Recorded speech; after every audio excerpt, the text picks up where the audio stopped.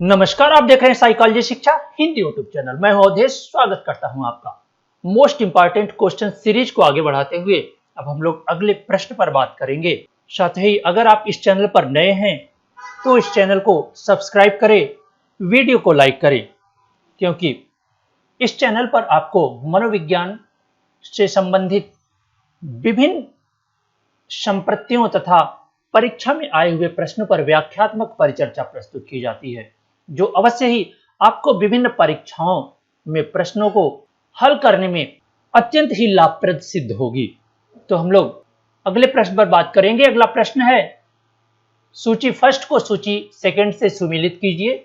सूची फर्स्ट में सिद्धांत दिए हुए हैं और सूची सेकंड में उसकी व्याख्या दी हुई। आइए देखते हैं। व्यक्ति स्कीमा, भूमिका स्कीमा, स्व स्कीमा और लिपि, ये सूची फर्स्ट में है। वहीं व्याख्या में दिया हुआ है, संक्षिप्त व्याख्या दी हुई है। अब ये आपको मिलान करना है कि कौन सी संक्षिप्त व्याख्या किस सिद्धांत से संबंधित है। आइए सबसे पहले हम बात करते हैं अपने बारे में। ये पहली आप व्याख्या देखेंगे, अपने बारे में धारणाओं और भावनाओं के संगठित संग्रह में से युक्त स्कीमा। आप जानते हैं, सबसे पहले ये आप देखेंगे सिद्धांत में सारे स्कीमा की बात की जा रही है। तो स्कीमा किसे कहते हैं, यानी कि हमारे संप्रतियों तथा भावनाओं के संगठित पैटर्न को स्कीमा कहते हैं। हम स्कीमा के आधार पर ही अपने जगत की चीजों का स्पष्ट रूप से प्रत्यक्षीकरण करने में सक्षम होते हैं, उसके बारे में आसानी से समझ सकते हैं, उसके बारे में आसानी से व्याख्या कर पाते हैं। वह स्कीमा के फलस्वरूप ही होता है। तो यहाँ पर व्यक्ति स्कीमा, भूमिका स्कीमा, स्व स्कीमा और लिपि है। तो सबसे पहले हम बात करें अपने बारे में धारणाओं और भावनाओं के संगठित संग्रह से युक्त स्कीमा। ध्यान दीजिएगा, अपने बारे में, किसके बारे में? अपने बारे में क्या धारणा है आपकी, क्या भावनाएं हैं, उसके संगठित संग्रह को स्कीमा, संग्रह से युक्त स्कीमा। अब आप ध्यान दीजिएगा, अपने बारे में यानी कि सेल्फ के बारे में बात की जा रही है। तो अगर हम सेल्फ के बारे में बात करें तो अवश्य ही यह क्या होगी? स्व स्कीमा होगी। और आप मिलाएंगे इसको स्व स्कीमा से, यानी कि सेल्फ स्कीमा से, तो आप फर्स्ट को किससे मिलाएंगे? आर को फर्स्ट से मिला देंगे। आइए सेकंड को पढ़ते हैं। ऐसे मानसिक स्कीमा यह इंगित करते हैं कि कुछ शील गुण अथवा व्यवहार साथ चलते हैं और जिन व्यक्तियों में वे होते हैं ऐसे व्यक्ति विशिष्ट प्रकार के व्यक्तित्व रखते हैं। अब आइए बहुत ही आसानी से आप समझ सकते हैं कि ऐसे मानसिक स्कीमा यह इंगित करते हैं कि कुछ शील गुण तथा व्यवहार साथ चलते हैं। ध्यान दीजिएगा, कुछ शील गुण यानी कि एक ऐसी विशेषता जो व्यक्ति विशेष में उसके व्यवहार को अस्थायित्व प्रदान करती है। यानी कि आप में जिस प्रकार का शील गुण होता है, आपके व्यवहार में ऐसी ही अस्थायित्व देखा जाता है। तो और जिन व्यक्तियों में वे होते हैं ऐसे व्यक्ति विशिष्ट प्रकार का व्यक्तित्व रखते हैं। ध्यान दीजिएगा, यह एक निश्चित व्यक्तित्व पैटर्न की बात कर रहा है, एक व्यक्तित्वशील गुण की बात कर रहा है। तो अवश्य ही एक तरह का ऐसा शील गुण जो आपको एक व्यक्तित्व स्कीमा रखने में, यानी कि आप इसे मिलाएंगे किससे? पी से, यानी कि पी का सही हो जाएगा सेकंड। आइए अगले प्रश्न पर, अगली व्याख्या पर ध्यान दें। तो ऐसे स्कीमा जिसमें यह सूचना होती है कि विशिष्ट भूमिका अदा करने वाले व्यक्ति सामान्यतः किस प्रकार के व्यवहार करते हैं और वे किसके समान होते हैं। ध्यान दीजिएगा, ऐसा स्कीमा जिसमें यह सूचना मिलती है कि विशिष्ट प्रकार की भूमिका अदा करना। बात की जा रही है किसी रोल प्ले की बात की जा रही है, भूमिका अदा करने की बात की जा रही है। करने वाले व्यक्ति सामान्यतः किस प्रकार का व्यवहार करते हैं, यानी कि जब आप भूमिका अदा करते हैं तो व्यवहार आपका आपके व्यक्तित्व के अनुरूप न होकर जिस भूमिका के अनुरूप आप व्यवहार कर रहे हैं उस व्यक्तित्व के अनुरूप, यानी कि वे किसके समान हैं? जिसकी भूमिका अदा कर रहे हैं उसके समान हैं। तो वह जो सिद्धांत को यह परिलक्षित करता है वह भूमि का स्कीमा है, तो आप अवश्य ही Q को मिलाएंगे 3 से। आइए अगले तथा लास्ट पर बात करें तो वो स्कीमा जो इंगित करते हैं कि दिए गए परिवेश में क्या घटित होने की प्रत्याशा है। क्योंकि एक ही ऑप्शन आपके पास बचता है तो आप यस को 4 से मिला लेंगे और इस आधार पर आप देखेंगे कि जो आपका ऑप्शन सही होता है वो ऑप्शन सही होता है ए। चलिए अगले प्रश्न पर चलते हैं। अगला प्रश्न भी सूची फर्स्ट को सूची सेकंड से मिलान करना है।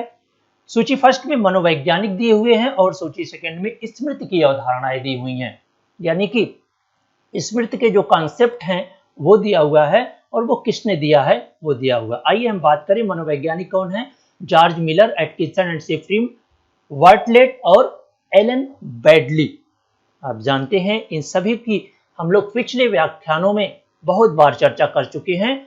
आप जॉर्ज मिलर की बात करें तो आप जानते हैं जॉर्ज मिलर ही वह ऐसे व्यक्ति हैं जिन्होंने कहा कि जो हमारे स्मृति की जो क्षमता होती है वो कितना होती है 7 ± 2 होती है, यानी कि हम अच्छी तरह से किसी चीज को लर्न कर पाएंगे तो उसकी जो क्षमता होती है वो 7 ± 2, जिसको चमत्कारी संख्या कहा गया। आप देख सकते हैं थर्ड में लिया तो आप अवश्य ही इसे मिलाएंगे थर्ड से। वहीं एटकिंसन एंड सेफ्रिन की बात करें तो एटकिंसन सेफ्रिन ही वह मनोवैज्ञानिक हैं जिन्होंने स्मृति के 3 स्तरों की चर्चा की, sensory register, short term memory और लॉन्ग टर्म मेमोरी। तो अवश्य ही आप बहुत ही आसानी से एटकिंसन एंड सेफ्रिन को मिलाएंगे 3 स्मृति प्रणाली से। वहीं आप बार्टलेट की बात करेंगे तो बार्टलेट ऐसे मनोवैज्ञानिक थे जिन्होंने कंस्ट्रक्टिव मेमोरी की बात की थी, रचनात्मक स्मृति की बात की थी। तो बार्टलेट ने को आप मिलाएंगे कंस्ट्रक्ट मेमोरी के। और एक सबसे जो महत्वपूर्ण वर्किंग मेमोरी की बात करने वाले हैं एलन बॉन्डली। आप मिला देंगे वर्किंग मेमोरी को, यानी कि कार्यशील स्मृति को मिलाएंगे आप एलन बैंडली से। और आपका इस आधार पर जब आप कूट में मिलाएंगे तो जो कूट में ऑप्शन सही होगा वो ऑप्शन सही होगा आपका डी। अगले प्रश्न पर चलते हैं। तो विरोधाभासी उद्देश्य निम्नलिखित में से किस पर आधारित होता है। आइए विरोधाभासी उद्देश्य की बात यहां पर की जा रही है। तो इसमें जो ऑप्शन आपको मिलता है वह नकारात्मक अभ्यास, उद्बोधन या लोगो चिकित्सा, अस्तित्वपरक चिकित्सा और अन्योन्य प्रबोध। तो आप देखेंगे कि जो ऑप्शन ये है वो तो नहीं हो सकता और बी नहीं हो सकता। अस्तित्वपरक चिकित्सा के अंतर्गत ऐसे संप्रतियों का प्रयोग किया गया है, लेकिन जो विरोधाभासी उद्देश्य निम्नलिखित में से किस पर आधारित है तो वह अवश्य ही उद्बोधन लोगो चिकित्सा पर आधारित है। तो इस प्रश्न का जो आंसर सही होगा वो आंसर सही होगा बी।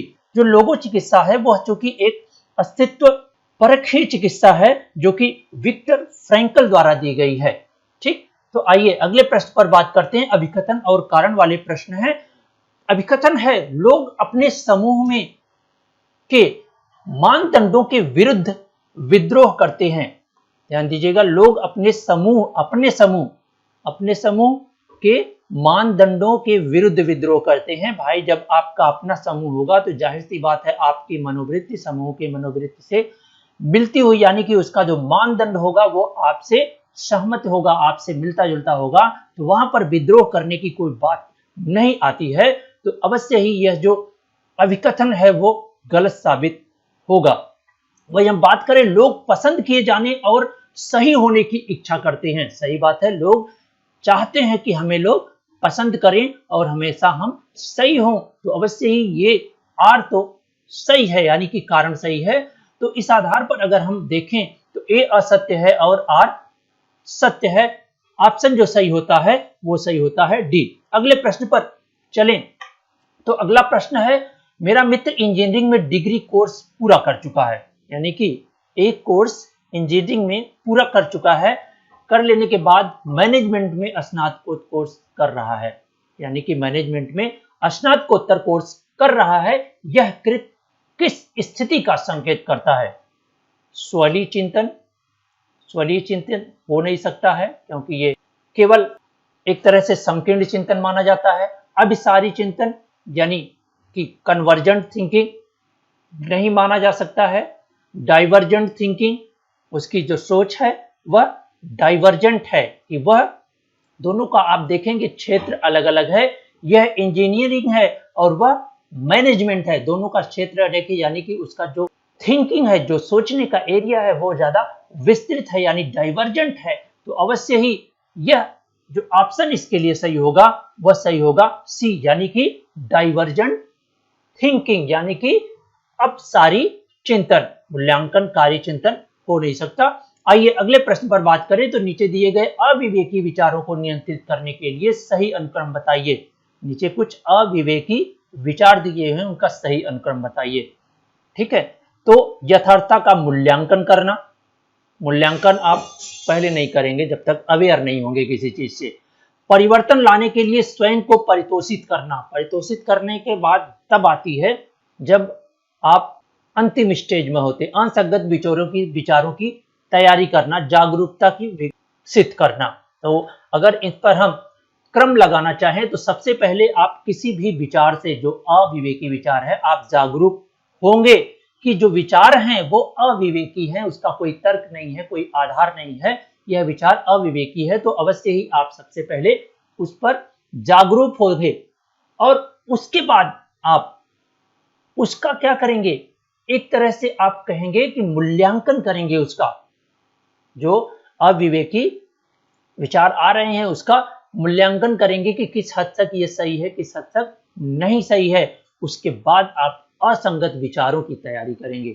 जो विचार हैं उन असंगत विचारों की आप तैयारी करेंगे। तो ये 3 नंबर पे, और अंत में जाकर परिवर्तन लाने के लिए आप स्वयं को परितोषित करेंगे, पुनर्बलन देंगे या आत्म पुनर्बलन प्राप्त करेंगे, तो वो आएगा 4 पे। तो इस आधार पर अगर आप देखें तो 2 4 3 1 कहां पर मिलेगा आपको ऑप्शन? सबसे पहले 4 आएगा, 4 फिर 1, तो ऑप्शन जो मिलेगा वो मिलेगा सी पर, यानी कि जो आपका क्वेश्चन का विकल्प सही होता है वह सी। अगले प्रश्न पर चले तो रिसर्च का प्रश्न है 2 into 3 into 5 कारक अभिकल्प में कितनी अंतःक्रियाओं का अध्ययन किया जा सकता है? हम यहां पर फैक्टोरियल डिजाइन के इंटरेक्शन की बात की जा रही हो कि आप जानते हैं कि यहां पर जब 3 फैक्टर हैं, फैक्टर ए, फैक्टर बी और फैक्टर सी, तो अगर आप अंतःक्रिया की बात करें, इंटरेक्शन की बात करें, तो अवश्य ही जो एक अंतःक्रिया होगी ए प्लस बी की होगी, दूसरी अंतःक्रिया ए प्लस ए इंटू सी की होगी और तीसरी बी इंटू सी की होगी, फिर ए बी और सी की होगी। तो आप ध्यान देंगे कि जो इंटरेक्शन होगा वो अवश्य ही सिर्फ 4 इंटरेक्शन होगा। इस 2 into 3 into 5 कार्य की अभिकल्प में जो इंटरेक्शन आएगा, जो अंतःक्रिया प्रभाव का अध्ययन होगा वह 4 होगा और आपका ऑप्शन सही होगा वो ए सही होगा। आइए अगले प्रश्न पर चलते हैं। चश्मदीद गवाह की साक्ष्य में निम्नलिखित में से क्या त्रुटि नहीं है? चश्मदीद आई विटनेस टेस्टमनी की बात की जा रही है, यहां पर चश्मदीद गवाह की बात की जा रही है। तो वहां पर कौन सा ऐसा साक्ष्य में निम्नलिखित में से क्या त्रुटि नहीं है, यानी कि अगर सुझावशीलता से अगर किसी चश्मदीद गवाह से कहा जाए कि इस तरह से कहना है तो अवश्य ही यह त्रुटि रहित होगा। जावक समरूपता का भ्रम, यानी किस चीज से भ्रम होता है, भ्रम किया जाता है तब भी यह त्रुटि होगा। और स्रोत मॉनिटरिंग, यानी किसी के द्वारा यह अगर मॉनिटरिंग की जा रही है, उसमें जोड़ तोड़ अगर परिवर्तन किया जा रहा है तो वो भी त्रुटि माना जाएगा। तो अगर आप देखें तो एक ऑप्शन बचता है विस्मरण, तो अवश्य ही इसमें जो त्रुटि नहीं होगा वह होगा विस्मरण। अगले प्रश्न पर बात करते हैं। तो निम्नलिखित में से कौन सा कारक बीमारी से शीघ्र स्वस्थ होने, यानी कि किसी भी बीमारी से स्वस्थ हो, जल्दी से ठीक होने और शारीरिक विविधता के साथ ज्यादा प्रभावी ढंग से जूझने में सहायक होता है? जानते हैं, अगर आप तनाव तो हो नहीं सकता, तनाव आपको स्वस्थ नहीं होने देगा, ये गलत हो सकता। आशावाद, अगर आप में आशावादिता है कि हम ठीक हो जाएंगे या इन परिस्थितियों या इन समस्याओं से अपने आप को बचा लेंगे, तो अवश्य ही जो आशावाद होता है आपको कठिन से कठिन परिस्थितियों से आपको बाहर निकालने में सक्षम होता है, चाहे वो किसी बीमारी हो, चाहे कोई भी कैसी भी समस्या हो। आप अगर अपने आप पर विश्वास रखते हैं, आशावादी हैं आप, तो अवश्य ही आप कठिन से कठिन परिस्थितियों से अपने आप को बाहर निकालने में सक्षम होंगे। वहीं टाइप ए कारक की बात करें तो नहीं होगा, और अनुग्रह की बात करें, इंटरदेशन की बात करें तो नहीं होगा। तो जो ऑप्शन आपका सही होता है वो ऑप्शन सही होगा बी। अगले प्रश्न और इस सीरीज के अंतिम प्रश्न पर अगर हम बात करें तो समष्टि यह सिद्धांत के साथ व्यक्तिगत प्रभाव की एकात्मकता निम्न में से किसकी मुख्य दलील है।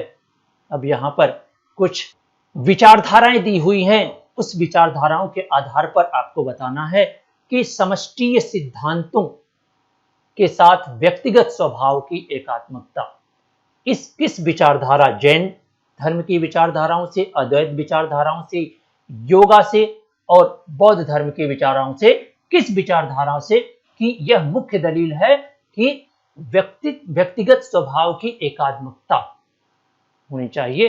तो ये इसका जो ऑप्शन सही होगा वो ऑप्शन सही होगा बी, यानी कि अद्वैत वेदांत। तो हमें उम्मीद है कि आपको यह व्याख्यान पसंद आया होगा और आपको विभिन्न परीक्षाओं में प्रश्नों को हल करने में मदद करेगा। और अगर आपको यह प्रश्न अच्छे लग रहे हैं तो अवश्य ही कमेंट में करके बताएं कि आपको यह प्रश्नों की सीरीज या व्याख्यात्मक परिचर्चा कैसी लग रही है, या कोई भी सुझाव देना हो तो कमेंट में सुझाव दें, जिससे इस व्याख्यात्मक सीरीज को और भी बेहतर बनाया जा सके। तो आपका यह वीडियो व्याख्यान अंत तक देखने के लिए बहुत बहुत धन्यवाद।